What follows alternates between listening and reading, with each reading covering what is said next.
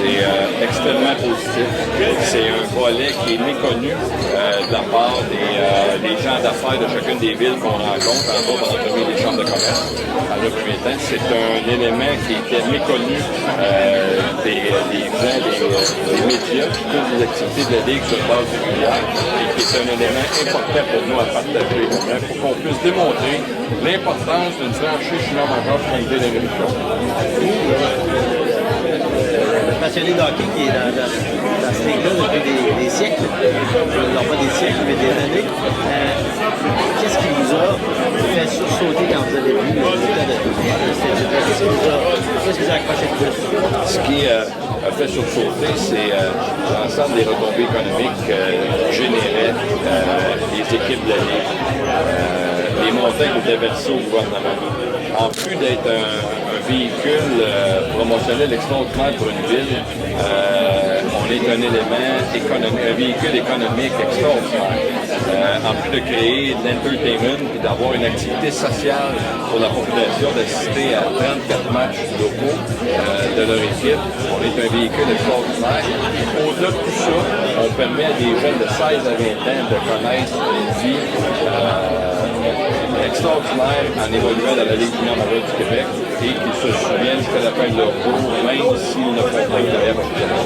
Et là, on parle au-delà des provinces, c'est pas le Québec ou les On parle au-delà des provinces à cet effet-là. Je pense qu'on avait pris les villes cibles qui représentaient l'ensemble de la Ligue junior majeure du Québec et on voulait obtenir l'étude d'impact économique, mais là, dans le moment, savoir au-delà de l'implication de la ville, c'est au niveau des régions, ce que ça donne comme impact.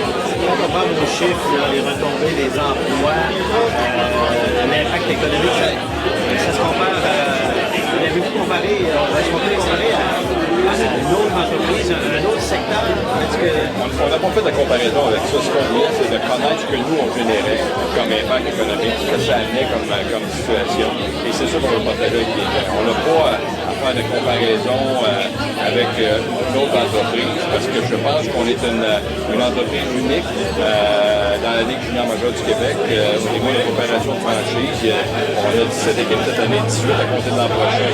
Alors, ce facteur-là nous amène à avoir une situation extrêmement particulière et on est très fiers de ce que ça donne comme équipe. Parce que vous avez beaucoup là, sur la table, les choses qui allaient moins bien. Là, est-ce que maintenant, avec ça, on fait l'inverse, on reconnaît le travail qui est fait? Je pense que dans le moment, ça crée un effet surprise. Ça, c'est la première chose, ça crée un effet surprise sur ce que les équipes de la Ligue junior majeure du Québec amènent comme retombée économique. C'est le premier facteur, c'est l'effet surprise. De constater toute l'arrière-scène de ce que c'est à l'extérieur de présenter un match de hockey, ce qui est effectué par les équipes et les joueurs, leur implication sociale, leur programme scolaire, les différentes politiques qu'on a mis en place, qui est de mettre l'emphase sur ça, c'est il y a un volet méconnu de la population, puis on est content d'avoir partagé ça. Ça va donner une vision complètement différente de la Ligue junior majeure du Québec. Dans l'étude, vous avez pensé au printemps les équipes, mais il y en a 4 qui ont été plus ciblées, dont Rimouski. Il y en a 6 équipes qu'on a ciblées à ce niveau-là pour faire l'étude d'impact économique, et même effectivement à Rimouski, et ça nous a donné cet élément-là qui, à mon sens, à moi, représente très bien la Ligue junior majeure du Québec. Est-ce que, de ce que vous savez, là, à Rimouski, avec quelque chose de différent, quelque chose qui ressortait? On n'a pas été capable de déterminer spécifiquement au niveau de chacune des équipes parce que l'étude qui a été faite, c'était une compilation des données spécifiques par rapport à des questions, des points de vue, des statistiques que Raymond Chabot-Grant Thornton est allé chercher au niveau des équipes. Vous attendez peut-être également des échos du gouvernement. Est-ce qu'il y a un signal du gouvernement qui nous entend? Jusqu'à maintenant, je vous dirais oui, c'est très positif parce qu'on a déjà eu des rencontres avec différents ministres. On avait effectué 3 tournées, on avait effectué 3 visites. On a déjà des ministres qu'on a rencontrés, puis on va continuer à le faire au cours des prochaines semaines et des mois. Est-ce que c'est principalement dans le cas du gouvernement dépendant de travailler sur les bâtisses. Ouais, les infrastructures, c'est un facteur qui est important pour qu'on puisse s'assurer de faire correctement. C'est vrai qu'il n'y a pas d'argent. Ouais, mais dans cette situation-là, je pense qu'il faut être innovateur, il faut être créatif, il faut avoir des idées. Puis je pense qu'avec le document qu'on a, l'étude d'impact économique, c'est déjà un bon levier pour nous. Là, une bonne carte de visite, je trouve, pour les instances gouvernementales.